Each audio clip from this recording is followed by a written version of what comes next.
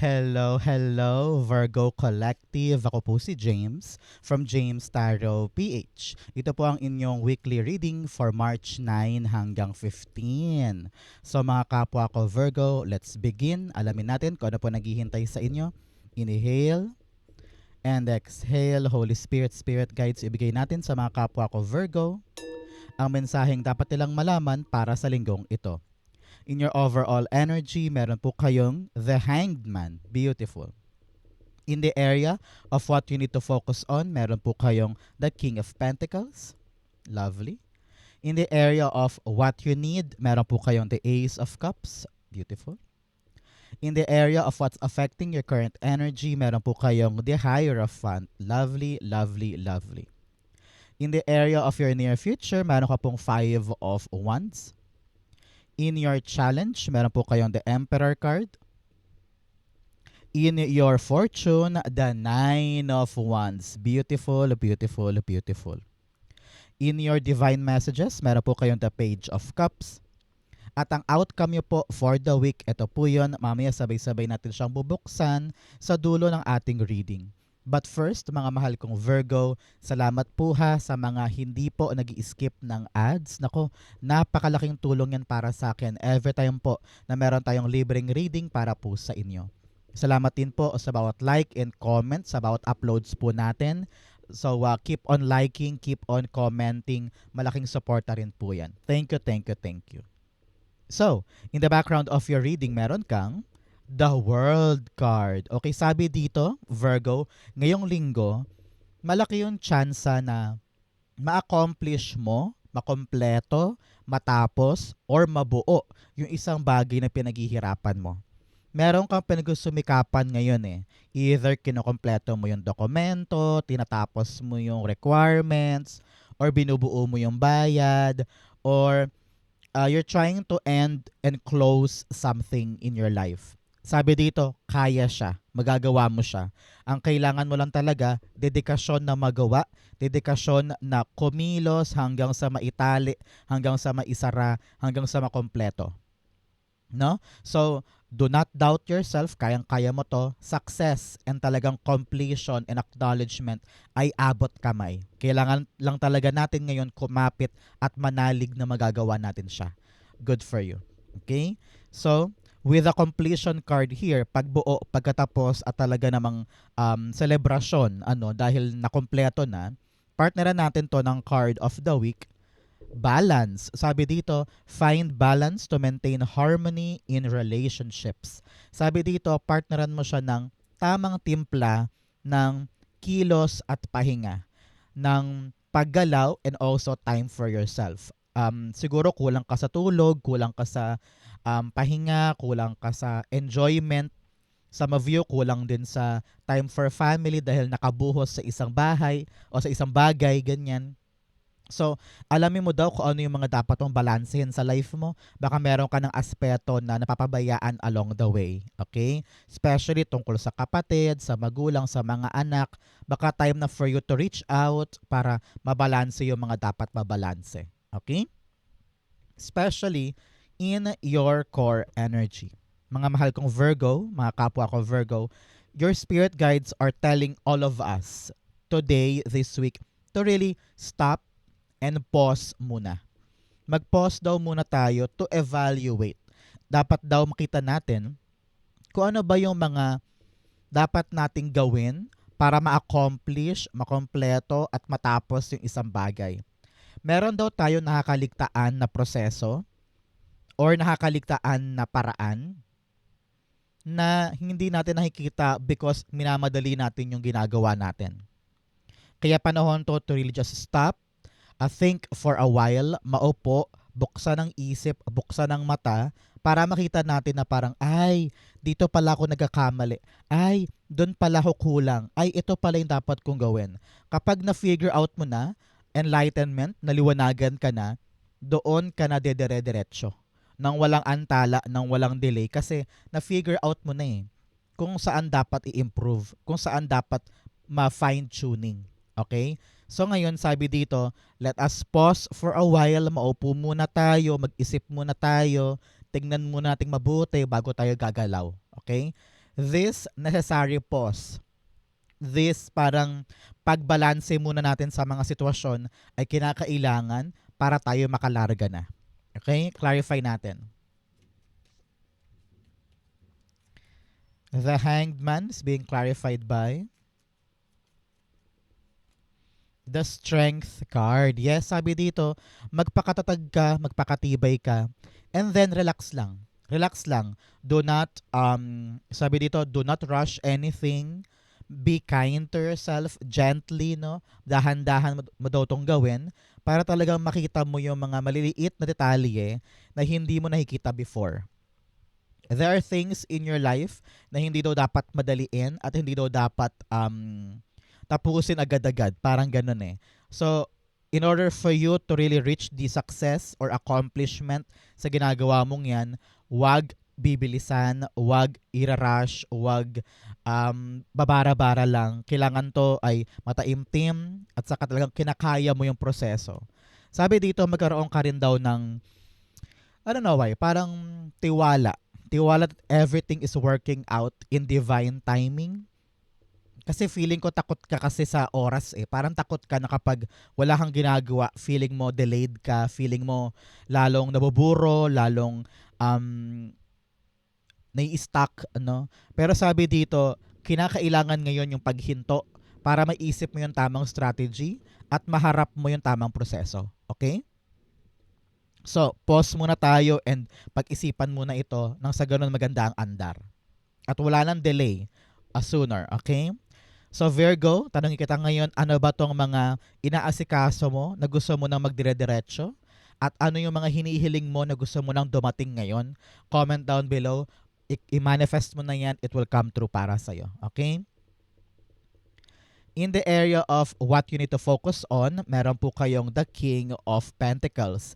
Sabi dito, kailangan mo daw mag-focus sa mga bagay na sigurado. Huwag ka daw mag-focus sa mga bagay na hindi naman may ganong garantiya or parang feeling mo, teka, lugi ako dito ah. Teka, parang hindi ako sure dyan na. Parang 50-50 ako dyan na. So, huwag ka daw mag-all in sa mga bagay na yon. Kung ito man ay trabaho, project, or relasyon, no? Kailangan siguraduhin mong meron ka mapapala na pag nag-effort ka dito, kapag naglaan ka ng pera dyan, ng pagmamahal, ng time mo, kailangan alam mong meron ka mahihita pabalik. Hindi ka na charitable this time eh. It's time for you to work on something na alam mong meron kang mahihita. Okay? It's all about long-term money, long-term love life, long-term career, or long-term negosyo. Kailangan daw ngayon seryoso na tayo sa pundasyon. Okay? Kung ano tong ginagawa mo pertaining to your money or future, sabi dito dapat ngayon pa lang sigurado ka na sa mga action mo. Kaya nga importante na maupo muna at mag-isip. Ano ba talaga yung para sa akin? Ano ba talaga yung hindi? At magkaroon ka ng lakas ng loob na bitawan yung hindi. Okay? Magkaroon ka ng lakas ng loob na harapin yung truth. At huwag ka nang papalin lang pa doon sa kasinungalingan na akala mo, ay okay sa akin to, ay hindi pala. Ay maganda yun, ay hindi pala. So be brave this time to face the truth para mayakap mo talaga yung totoong long-term para sa'yo. Okay? Importante yan. Kaya ngayong linggong ito, namnamin mo yung pagkakataon, Virgo, to really think, and open your mind para sa mga dapat mong gawin. Clarify natin. So mga kapwa ko Virgo, ano pong birthday ninyo? Kayo by August Virgo or September Virgo? Comment down below po. Okay? King of Pentacles, ayun. The Five of Swords. Yes, sabi dito, nilalaan mo daw ang isip mo, ang stress mo, ang oras mo sa mga bagay na hindi naman kapaki-pakinabang. Sabi dito, marami kang dapat ipagbunyi, marami kang dapat ikasaya, at maraming rason para ikaw ay talagang ma-appreciate mo yung buhay na meron ka. At huwag ka na daw mag-dwell pa sa mga asungot or sa mga sumisira ng mood mo, sumisira ng buhay mo o ng oras mo, no? Sabi dito, let us redirect our mind on something that is, growing for us. Kung ito man ay negosyo, doon ka mag-focus. Kung ang successful sa'yo ay love life, mag-focus ka dyan. Kung ang successful sa'yo ay trabaho or project mo, just appreciate that at kapitan mo. Huwag ka daw mag-dwell sa mga nega na parang feeling mo walang katapusan ng problema sa area na yon. Let that go. Para naman lumuwag ang isip at talaga makompleto mo yung dapat makompleto sa life. Sabi dito, do not dwell on negativity. Masyado ka rin daw nag-overthink, masyado ka rin daw nag-overanalyze. Panahon daw to, mga kapwa ko Virgo, to really daanan mo lang. Relax. Do not overanalyze anything. Okay? Kung ano lang yun nandyan, tanggapin mo na nandyan.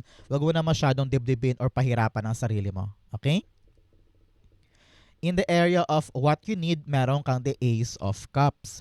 Si Ace of Cups, sinasabi dito, ang kailangan mo daw, pakinggan ng puso mo. Okay? This is you, your heart, your emotions, your happiness, your fulfillment. Okay? Pakinggan mo daw yan para alam mo kung ano ba talaga yung dapat nang tapusin sa life mo para makapasok ka na sa new era. Alam ng puso mo, alam ng intuition mo kung ano yung dapat bitawan. Pakinggan mo daw yan. Okay? Sabi rin dito, alam din ng puso mo kung bakit kailangan muna nating huminto, mag-isip-isip at magmuni-muni para lumiwanag ang ating isip at maging aligned sa ating puso. Di ba napakaganda? Ang isip at puso ay aligned. Pag iisa ang gustong gawin ng isip at puso mo, dire-diretso ka na, maluwag na yan. Hindi ka na mahihirapan or magkakaroon ng conflict within yourself sa mga balak mong gawin. Okay? Clarify natin. Ace of Cups is being clarified by you have the Three of Cups. Sabi dito, you need people around you, maaaring pamilya mo. Like I've said kanina, your relationships, dapat daw ay pinapatibay mo yan this week. You also have time for your friends, for your family, for your kids. Nako, baka matagal ka nang hindi nakakausap ng mga anak mo o ng mga magulang mo, no? Panahon na to really cultivate that relationship. Pahalagahan mo naman daw ang mga relasyon mo at ang pag-ibig sa buhay mo. Alam ng yung spirit guides na napaka-workaholic mo, sipag mo sa maraming bagay. Pero kailangan daw talaga yung mga tao sa paligid pinapahalagahan. Now, sabi dito, in this necessary pause, yung paghinto natin this week, ay magdudulot sa atin ng, syempre, minsan kalungkutan or kaguluhan sa isip. Find your team. Find your tribe. Yung mga taong talagang susuporta sa'yo, kakapitan ka, tutulungan ka, gagabayan ka. Sila yung moral support na kinakailangan mo para maharap mo yung tawag talaga ng damdamin at magkaroon ka na lakas sa loob na isugod yan. Okay? Congrats po and good luck. Be with the people that you love para lumakas ang loob mo this time. Okay? In the area of what's affecting your current energy, meron kang the Hierophant. Sabi dito, parang pagod ka ng maging sunod-sunuran. Pagod ka na alam mo yun, nakakulong ka sa isang sistema or sa isang ginagalawan na parang feeling mo, I kept on following orders, I kept on believing sa mga sinasabi nila at yun ang ginagawa ko, pero parang feeling mo stuck ka eh. Paulit-ulit lang eh. Walang nangyayari, walang pagtubo, walang paggalaw, walang alsa, parang ganon. So, sabi dito, baka panahon na for you Virgo to come out of the norm, to come out of that box. Magkaroon ka ng kakaibang paraan na taliwas sa ginagawa ng normal na sistema in order for you to find out kung ano ba talaga yung mag-workout para sa'yo. Kung ano yung swak sa'yo, nakakaiba. Na siguro nga hindi ako yung tipo ng taong kailangan sumunod sa uso o kailangan sumunod sa sistema, and I need to find what works with me o what works for me.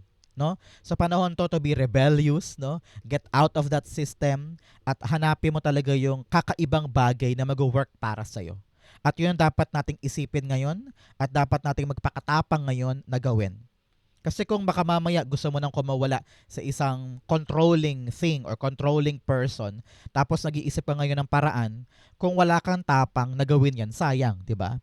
So kailangan dito matapang ka na gawin yung naisip mong plano para makatulong sa'yo. Okay?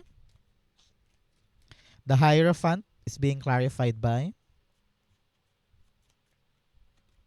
the Ace of Pentacles. Yes, you want this new beginning to happen. Gusto mong umangat ang buhay mo. gamit itong bagong pagkakataon. Maaring gusto mo makuha tong bagong pera, sweldo, or new chance, new door, new opportunity. Ito yung tinutumbok mo eh. Sabi mo, God, please ibigay mo sa akin to. Dinadasal mo eh.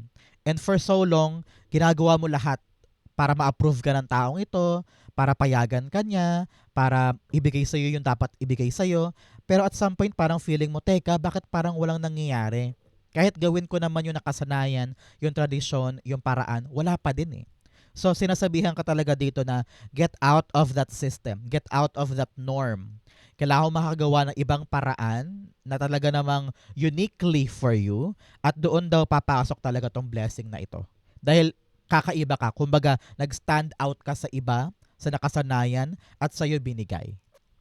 Especially in your near future, eto ka the Five of Wands sa kabila ng iba't ibang taong naglalaban-laban or nag-aagawan para makuha din yung bagay na gusto mo, sa'yo binigay. Nag-stand out ka. Kasi sila, itong mga taong to, pare-pareho lang din sila ng ginagawa. Pare-pareho lang din sila ng aksyon at ng diskarte. Pero ikaw sabi mo, ay hindi, iibahin ko yung akin. Talagang I will be unique and talagang different from other people. At yun, boom, sa'yo binigay. Ikaw ang nag-stand out. So, malalaman mo na kung ano talaga yung mag-work sa'yo at yung hindi. At meron ka ng tsansang manalo dyan sa pinagkakaabalahan mo o sa pinipilit mong makuha, di ba? Kompleto na, ma-achieve mo na. Makukuha mo na yung tamang paraan, tamang diskarte to complete the cycle and win the battle, di ba? Sabi rin dito, in the near future, yung kaguluhan sa isip mo, malulusaw na yun. Kasi alam mo na yung strategy mo, okay? Kaya ngayon pa lang, o yun, tumilapon, yes, the Six of Wands. Kaya ngayon pa lang, tapangan mo na ang sarili mo, no? Lumaban ka, you have what it takes. Ang kailangan mo lang talaga ngayon mag-isip ng kakaibang diskarte para talagang mamayani ka or maging chosen one ka or unique one ka to win. Ito yun, victory card, Six of Wands. Sabi dito, malaki ang chance mong manalo. Malaki ang chance mo magtagumpay. Malaki ang chance mo makuha yung success na hinahangad mo, completion, closure na hinihintay mo. Abot kamay. Ang kailangan lang talaga dito, lalaban tayo. Huwag susuko, huwag bibitaw, push hanggang sa makuha natin yung ating pangarap. Pero syempre, kailangan mo talagang i-apply dito yung unique strategy na kakaiba sa iba. Para talagang solong-solo mo yung biyayang ito. Okay? In your challenge, you have close-minded. Yes, sabi ko nga sa inyo, palawakin mo ang isip mo, palawakin mo ang strategy para mahanap mo kung ano ba talaga yung suswak para sa'yo. Hindi pwedeng sarado ngayon ang isip, hindi pwedeng nakatutok ka sa maling bagay, at pahalagahan mo yung mga pagkakataon na tutubo ka talaga dyan at magkakaroon ng success. Open your mind. Maging bukas ka sa ibang perspektibo, sa inyong ideas, sa mga bagong paraan because yan yung only way for you to achieve this thing. Okay? You have shadow blossom. You need both sunlight and darkness to bloom fully. Sabi dito, magpakatatag ka, magpakatibay ka. Nagbubunga at nagkakaroon ng bulaklak ang isang halaman kapag patuloy mong dinidiligan.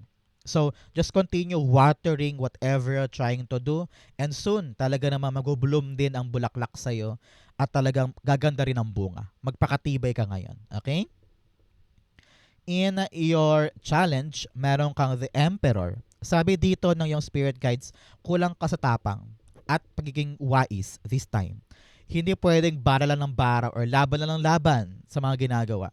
Panahon to really sometimes choose to stop. Stop for a while and think. Panahon daw to para maging mas matalino sa iyong strategy sa iyong laban. Ganoon naman ang mga emperor, 'di ba, yung mga hari, no? Hindi lang sila lalaban sa giyera ng gusto lang nila, out of ego, out of pride. No. Kailangan dito paglalaban ka sa giyera na paghandaan, na pag-isipan. Naging wais ka muna before you making a move. Yun ang kailangan mo ngayon. Maging wais muna tayo, maging matapang na harapin yung truth, at itapon yung mga false narrative or yung mga maling akala natin at harapin natin yung buhay natin this time. Time for you to take action na may wais na plano. Okay? Clarify natin. The Emperor card is being clarified by, you have the Nine of Swords. Yes, nilalamon ka ngayon, Virgo, ng mga takot mo. Kaya hindi ka makaabante, hindi ka makasulong, hindi mo man lang masimulan yung unique na paraan. It's because you're so afraid na, ay baka mag-fail, ay baka ma-judge ako, ay baka pagtawanan ako, ay baka hindi ko kaya. Ino-overanalyze mo at saka nag-self-sabotage ka na naman. Sa panahon to para i-release mo yung mga takot na yan. Be brave, be strong, paghandaan, maging wise, kayang-kaya mo yan, okay? In your fortune, meron kang voyage of the heart, love flows through you and to you. Sabi dito, yung mga gagawin mo this time, just use your love. Use your passion. Kapag meron kang pag-ibig sa mga ginagawa mo, sa mga niyayakap mo, kayang-kaya mo siyang pagtiisan. Kayang-kaya mo siyang buting-tingin at magkaroon ng mahabang-mahabang pasensya, matumbok mo lang yung tamang gagawin. Okay? You also have solitude, in silence, peace prevails. Sabi dito, yung mga panahon na mag-isa ka, gamitin mo rin daw yan para makapag-isip, no? Kasama ng pakikisama sa ibang tao. Of course, there are times na you're gonna be with your people, your friends, your family. Pero yung moment din na mag-isa ka, malaking regalo din daw yan para maging clear ang mind, makapag-relax ang isip, para mahanap mo yung tamang move forward. Okay? Halimbawa sa banyo, pag naliligo ka, kaya sa garden, o kaya sa park, kunin mong pagkakataon yung mga time alone for you to be able to think the right way. Okay? In your fortune, meron kang the Nine of Wands. You have 9 here telling you of release. Virgo, pakawalan mo daw yung takot, overthinking, overanalyzing. Meron ka daw pinoproblema ngayon na hindi naman talaga ka problema. Nag-overthink ka lang daw. At pinapangunahan mo daw kasi yung sitwasyon, kaya lalo ka nahihirapan. Sabi dito, do not control everything. Just let it go, let it flow. Gawin mo lang yung kaya mo, enough na yon. Sapat na yon. Okay? Nine of Wands in your fortune. Napakaswerte mo today. Sabi dito, meron ka daw isang bagay na ayaw mong sukuan, magkakaroon na ng magandang bunga. If you're working a lot about document or training or conversation with someone, meron kang sinusuyo, meron kang pinaghihirapan, pabalik-balik ka doon, matapos lang. Yes, palapit nang matapos yung pinaghihirapan mo na yan. 9 of Wands na to, no? Konti na lang, isang push na lang, 10 na. So, ibig sabihin, accomplishment, success, completion. Kaya huwag kang bibitaw, meron ng reward sa'yo, itong pinaghihirapan mo. Continue pushing for it, continue giving your full attention dyan. Hanapin mo yung right strategy at talaga namang boom, isa pang chance, kuhang-kuha mo na siya. Okay? Congrats po. 9 of Wands being clarified by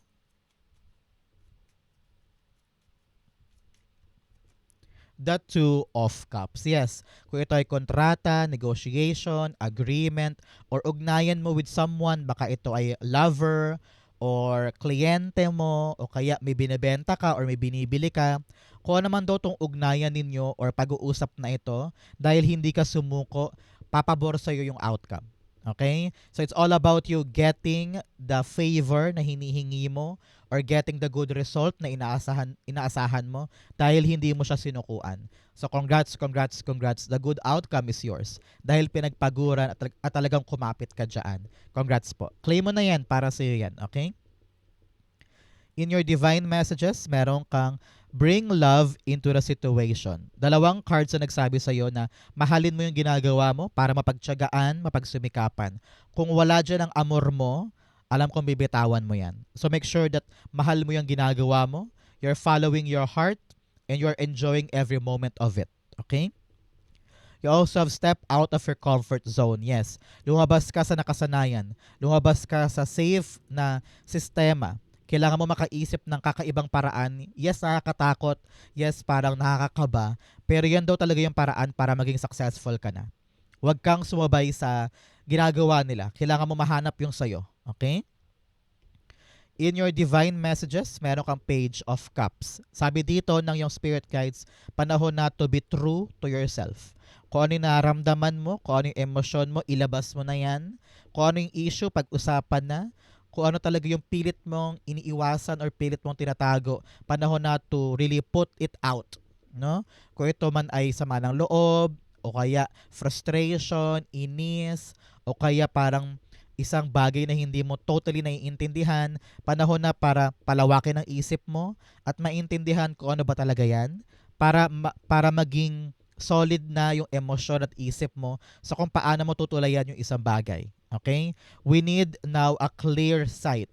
Malinaw na isip at malinaw na pananaw sa mga balak mong gawin.